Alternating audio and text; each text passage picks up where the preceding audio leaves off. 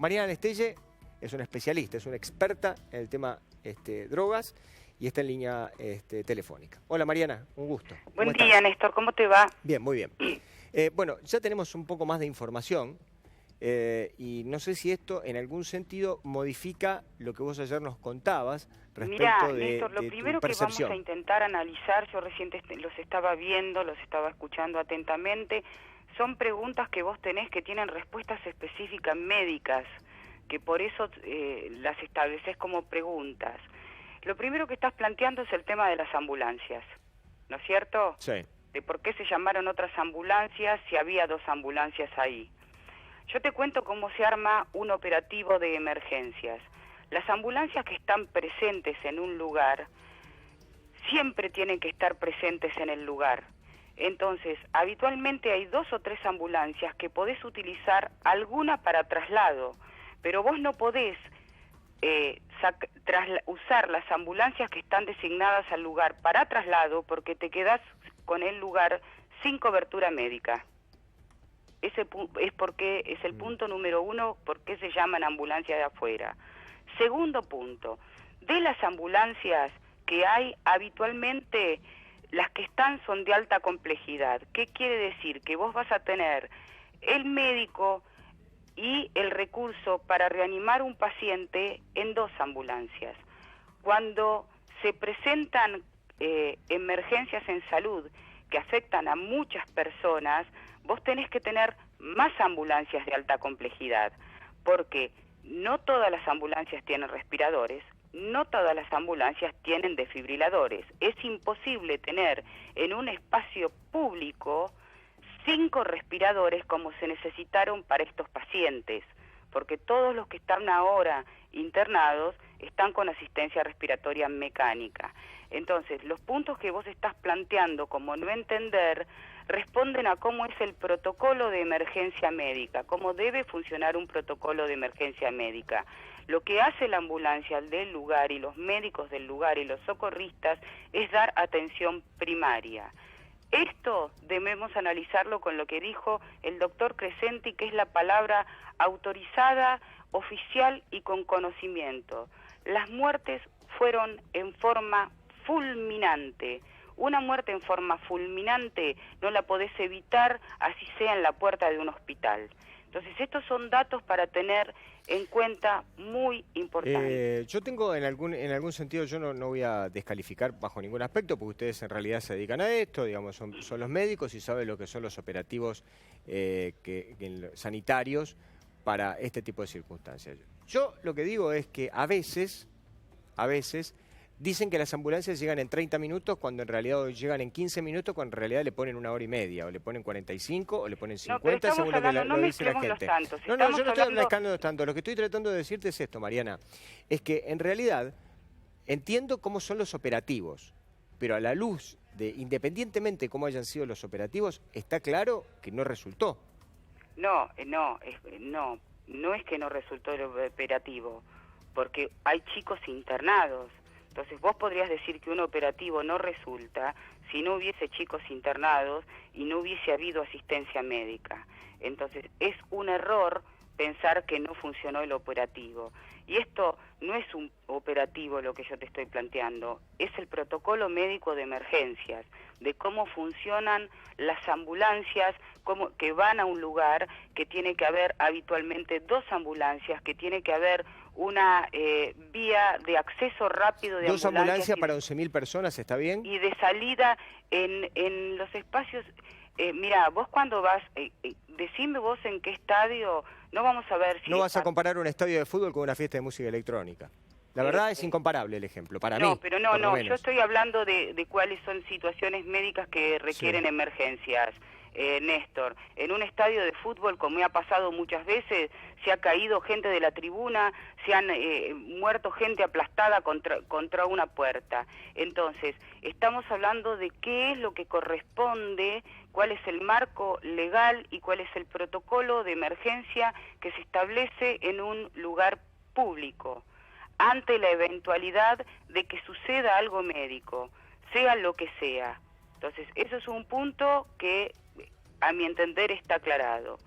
El otro punto... Lo están investigando igual los fiscales. No, pero yo estoy explicando, por eso te dije, a mi entender, yo te estoy explicando cuál es el protocolo médico y cómo funciona un protocolo médico en emergencia. Entonces, por supuesto, yo sé que los que están investigando se van a interiorizar en el tema de cómo funciona un protocolo médico de emergencia en espacios públicos.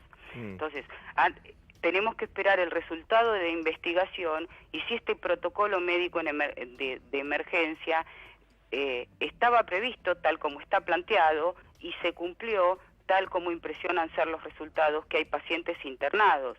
Lamentablemente los pacientes que fallecieron no fallecieron porque faltó un protocolo de emergencia. Falló porque sucedió porque consumieron una droga que, como otras tantas drogas, tienen potencialidad de letalidad y es una tragedia. Punto número 2, ahí estoy leyendo que están hablando del tema de, leo en el graph, los puestos de hidratación. Las causas de muerte por derivados metanfetamínicos, como puede ser el éxtasis, que es la metildeoximetanfetamina, o el Superman, que es la parametoximetanfetamina, o sea, son drogas similares, no se producen por deshidratación.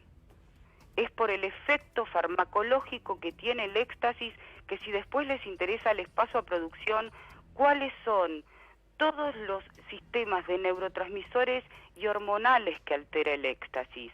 Habitualmente, Néstor, la hipertermia que se da, esto que vos me decías, la temperatura mayor de 40 grados, es de origen central, es decir, es por causa directa de la droga que descontrola, de este tipo de drogas, que descontrola el centro regulatorio de la temperatura. Permitime decirte algo.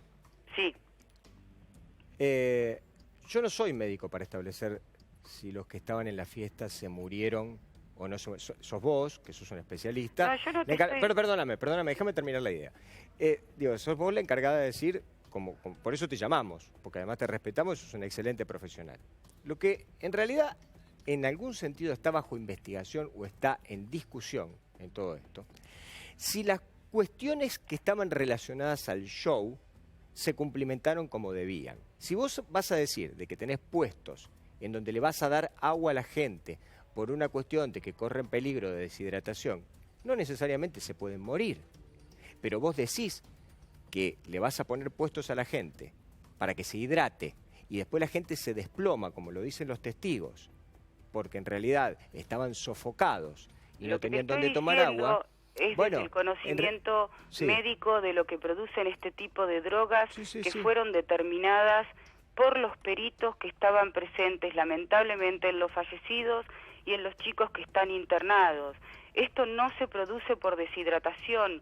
No estoy hablando del marco regulatorio de si hay o no que haber agua. Estoy diciendo que esto no se produce por deshidratación, se produce por la acción farmacológica del éxtasis directamente sobre los sistemas de neurotransmisores y los sistemas hormonales que se alteran. Por eso te estaba explicando, uno de los puntos es la hipertermia. La hipertermia, entre otras de las cosas que causa, es que comiencen a romperse fibras musculares. Esto se llama rhabdomiólisis o rhabdomiolisis. Esta ruptura de fibras musculares hace que se libere una proteína que se llama mioglobina y que produce una carga de proteínas al riñón mayor del que puede soportar, y por eso se produce insuficiencia renal aguda. Además de la hipertermia, otro de los efectos que tiene el éxtasis en el cerebro es que actúa en unos neurotransmisores que conforman lo que se llama la vía serotoninérgica, que producen, entre otras cosas, algo que se llama polidipsia, es decir, deseo de tomar agua. El tema de que haya agua presente en los lugares donde se consume éxtasis surge en Europa con lo que se llama política de reducción de daños. ¿Qué quiere decir esto? Que sabiendo que más allá de que uno recomiende que la gente no consume drogas, la gente sigue consumiendo drogas. Entonces lo que se trata es de reducir el daño. La gente que toma éxtasis siente sed no porque esté deshidratada, sino por este efecto que causa el éxtasis que te decía que se llama polidipsia, sumado por supuesto a la hipertermia en el cual el paciente siente calor. A mí me parece, Néstor, es muy interesante todo lo que vos referías, y lo que me preocupa es que como médico, como sociedad, como comunicadores, Néstor, no nos podemos quedar en este tema puntual, porque esta droga sigue circulando. Entonces ya tendría que haber habido una alerta de cuáles son los síntomas que produce en agudo y en tardío, porque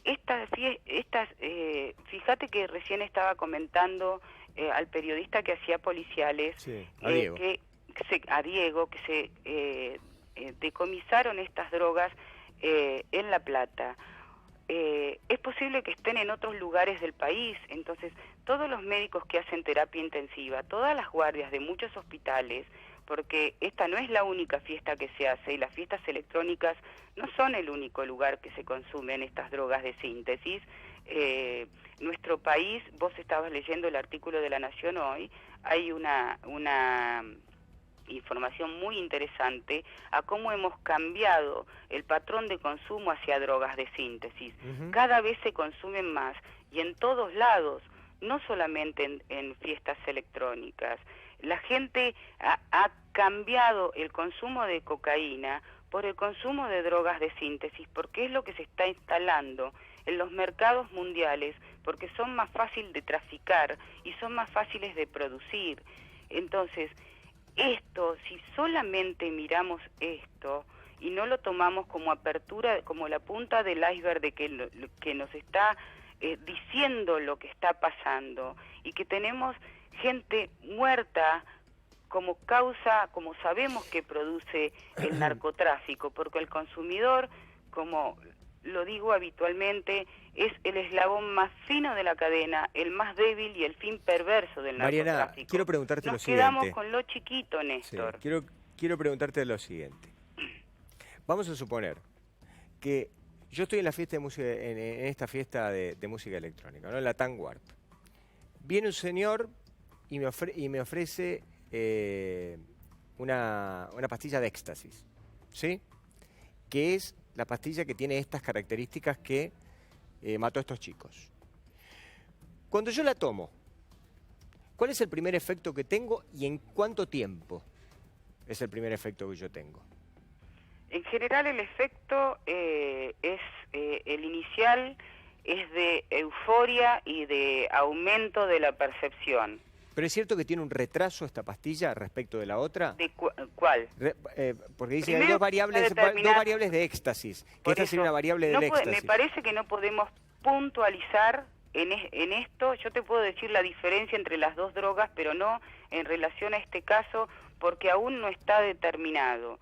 Lo que se sabe, a qué familia pertenecen las drogas que causaron las muertes y la intoxicación aguda, que son derivados de la metanfetamina. Si es metanfetamina, como es el éxtasis, o metanfetamina, como es el Superman, se va a determinar después. Así que en este caso no lo sabemos. Sí te explico cuál es la diferencia de por qué son más habituales en el Superman, en la parametoximetanfetamina, la posibilidad de efectos letales. Y esto no quiere decir que el éxtasis por sí solo no tenga la capacidad de producir muerte súbita o efectos que te lleven a una terapia intensiva. Es porque esta droga tarda más tiempo en producir los efectos placenteros. El high, el alto, la sensación de excitación que tiene el que la consume. Entonces, si están acostumbrados a tomar éxtasis, esperan de esta nueva pastilla tener esta acción rápido como la produce el éxtasis. Y al no sentirla, toman otra. Entonces cuando la pastilla empieza a hacer el efecto, tienen mayor concentración de droga en el cuerpo que favorece a los efectos letales. Clarísimo, Mariana. Habrá que esperar el tema de la autopsia pero fundamentalmente nos queda claro cuál es el panorama y cuál es tu percepción respecto de lo que en líneas generales ocurrió en la fiesta. Igualmente hay una investigación. Yo hay algunas cosas con las cuales, honestamente te lo digo, y vos sabés que nos conocemos hace muchísimos años y el respeto enorme que yo te tengo, y no desde lo técnico, sino desde lo organizativo y desde lo que significan los controles. Perdón, lo que quiero decirte es esto. Poner en eso lo tiene que determinar la justicia. Está bien, pero en algún sentido este tema se tocó, digamos, lo tocamos con el tema de las ambulancias y demás. Yo digo que desde lo técnico, obviamente que lo que vos decís es clarísimo y a nosotros nos das una gran lección para empezar a entender todo este fenómeno. Pero desde lo organizativo y desde el punto de vista de los controles, yo creo que ahí hay fallas, que van a tener que investigar los fiscales. A mí la sensación que me da que en lo que significa la organización y los controles, hay fallas. Hay fallas. A mí, y van a tener que, no soy yo el encargado de investigarlo, pero es la sensación que uno tiene hablando con los chicos que estaban ahí. Lo va a determinar la justicia. Sí. Pero esto producen las drogas. Esto producen las drogas. No saquemos el ojo de donde lo tenemos que tener. Y las drogas están ahí por algo también. Eso también, porque no hay controles, porque la policía no actúa como corresponde, porque había dealers adentro, había una cantidad impresionante de dealers adentro que no tenía que haber estado. Como pasa lamentablemente en muchas escuelas, Néstor, esto es un problema global que estamos marcando. Mariana, ¿sabes cuál es la diferencia? Yo entiendo, pero cuando uno dice las escuelas, la villa o el colectivo, o donde fuere, que una fiesta electrónica, me vas a decir. No estoy diciendo que sea diferente la fiesta de música electrónica. Lo que estoy diciendo es que a las 5, que los 5 padres, discúlpame porque no terminé la idea. Los 5 padres o los 6 padres que están velando a sus hijos hoy, nadie se los devuelve y la estadística tampoco. Entonces, en realidad, si uno lo va a empezar a pensar todo como una estadística o todo como que sucede acá, sucede allá, y bueno, como sucede en todos lados, ya está, dale que va. Y bueno, en realidad, ¿quién le devuelve a los chicos a esta familia? Mira, siendo médica, yo tengo que saber las estadísticas, pero no pienso como estadística. No pienso como estadística. Estoy diciendo que pongamos el ojo en donde lo tenemos que tener. Esto producen las drogas, llámese éxtasis, llámese Superman o sentate mañana en el programa una de las mamás del Paco. Esto producen las drogas, esto es el narcotráfico y hay que tenerlo claro. Y lamentablemente, Néstor, desde los medios de comunicación se da continuamente un doble mensaje. Yo escucho ahora todo en relación a esta fiesta electrónica que hay que prohibirla, de mismas personas que hablan de la despenalización de la marihuana. Y lamentablemente, nos guste o no nos guste, y a mí me preocupa y desde el tema médico, vos no podés avasallar el derecho constitucional de la persona que si se quiere drogar, se droga. A mí me da mucha pena esto. Claro. Pero es así. Mariana, 1.000.000 de gracias por habernos ilustrado hoy a la mañana, y como lo hiciste ayer. Un beso grande, gracias. Buen fin de semana. Extraordinario, como siempre, el testimonio de la doctora